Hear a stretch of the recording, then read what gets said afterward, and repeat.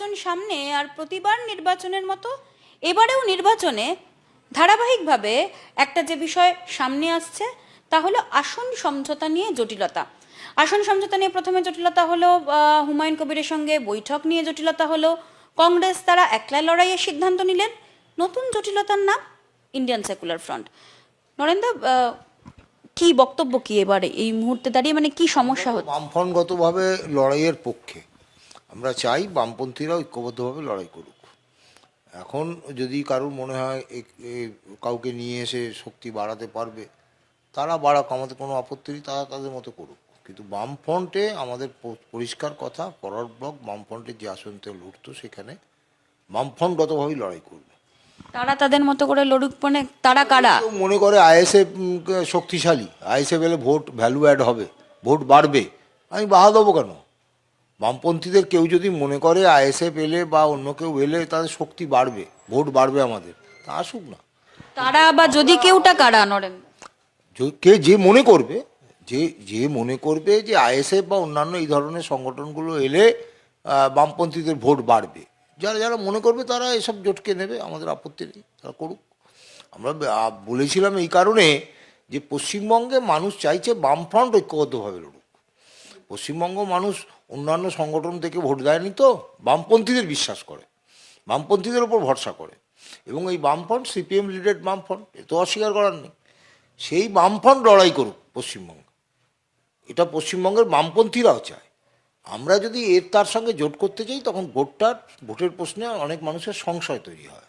আপনি মনে করছেন যে ইন্ডিয়ান সেকুলার ফ্রন্টের সাথে যদি সত্যি এই মুহূর্তে আসন সমঝোতাটা চূড়ান্ত হয় তাহলে সংশয়টা আরো বাড়বে? আমি খালি ইন্ডিয়ান সেকুলার ফ্রন্টের কথা বলছি না, আমি টাইটেল বলছি। আমি বলছি আগে কংগ্রেসকে নিয়ে আমি বলেছি, আমি সব ধারাবাহিকভাবে বলছি যে আমরা নিজেদেরকে দুর্বল অনেকে মনে করছি, যে আমাদের ভোটের জায়গাটা দুর্বল। ভোট অনেক বামপন্থী দলগুলোর মধ্যে কেউ শক্তিশালী, কেউ দুর্বল, কেউ আরও দুর্বল, কেউ মাঝারি দুর্বল, এরকম আছে, অস্বীকার করার তো জায়গা নেই।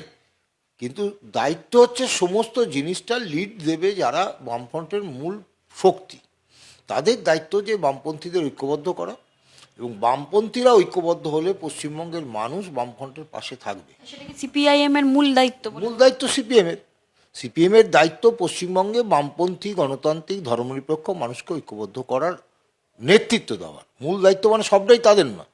যেখানে ফরওয়ার্ড ব্লক আছে, যেখানে সিপিআই আছে, কোথাও আরএসপি আছে, ম্যাক্সিমাম জায়গাতে সিপিএমও আছে, তাদের সকলে মিলিতভাবে চেষ্টা করতে হবে যে বামপন্থীদের ঐক্যটাকে সুদৃঢ় করে এই বিজেপি, তৃণমূল এদের বিরুদ্ধে একটা বৃহত্তর লড়াই। সিপিআইএম এর দিক থেকে সেই জায়গায় কি মনে হচ্ছে কোনো বিচ্যুতি বা কোনো সমস্যা হচ্ছে? আমার হয়নি, আমার সংশয় হচ্ছে যে কেন এইসব বামফ্রন্টের বাইরে শরিকদের দিকে আমাদের হাত বাড়াতে হচ্ছে, এতে কোনো লাভ হয় না।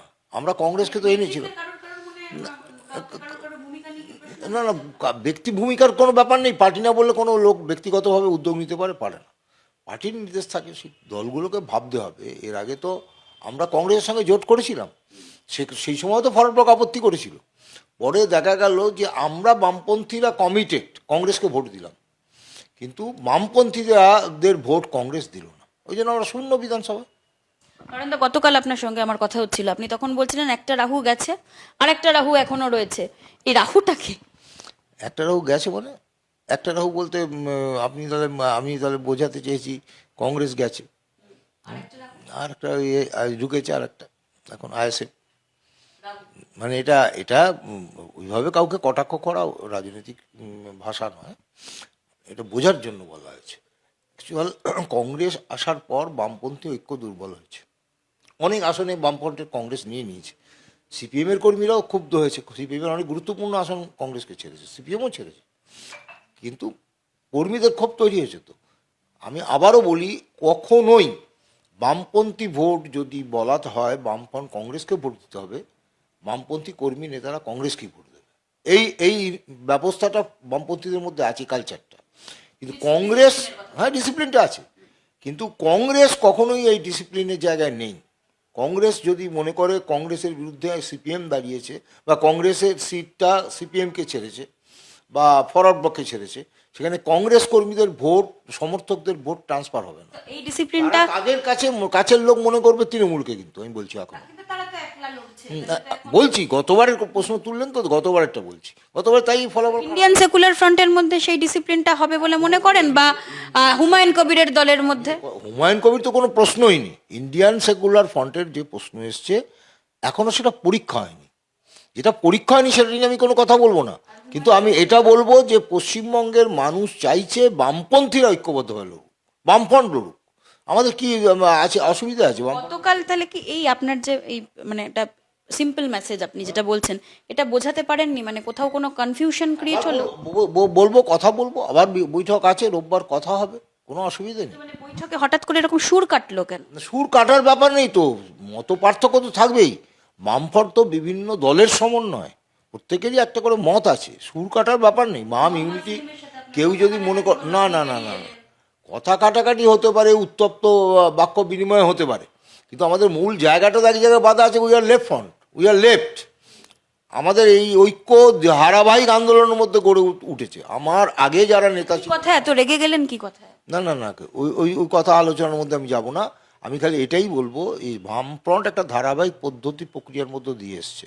আমার একার ব্যক্তিগত অধিকার নেই বা ক্ষমতাও নেই লেফট ইউনিটিকে ব্রেক করার, বা ফরওয়ার্ড ব্লকেরও নেই।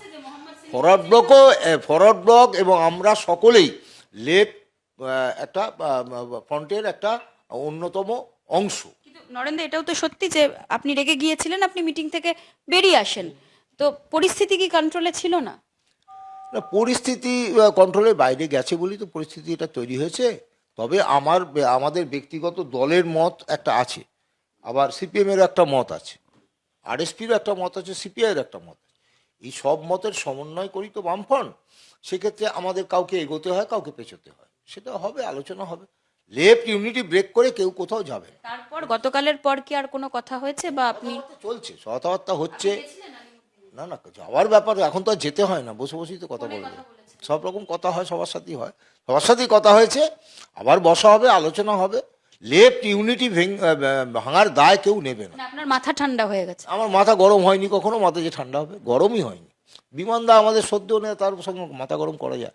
কিন্তু গতকাল মোহাম্মদ সেলিমের সঙ্গেই আপনার মূলত কথা কাটাকাটি বা সমস্তটা হয়েছিল, সেই জায়গায় দাঁড়িয়ে সেই পরিস্থিতিটা কি কন্ট্রোলে আনতে পেরেছেন? একটা পরিস্থিতি মানুষকে বিরক্ত বোধ থেকে একটা পরিস্থিতিতে একরকম কথা হয়।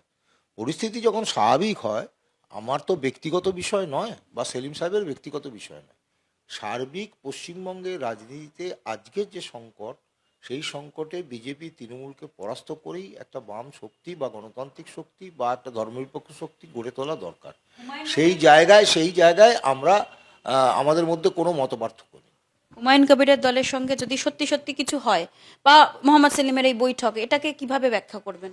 এখনো তো বৈঠক চলছে, আলোচনা করব, মোহাম্মদ সেলিমের সঙ্গেও আলোচনা করব, সে বামফ্রন্টের অন্যতম শরিক। আগে আলোচনা করি, আমাদের বক্তব্যটা বলি, আমাদের যুক্তিটা যদি সে মনে করে এটা যুক্তিসঙ্গত, আলোচনা হলে একটা সিদ্ধান্ত জায়গায় যাবে। না গেলে তখন কি করব, আগে সেটা বলা যায় না তো। আগে দেখি, আলোচনা করতে কি অসুবিধা আছে? আলোচনা করতে হবে। বামফ্রন্ট তো একটা, আমি আর সেলিম সাহেব তৈরি করিনি, বামফ্রন্টের ধারাবাহিক প্রক্রিয়ার মধ্যে দীর্ঘদিন ধরে তৈরি হয়েছে।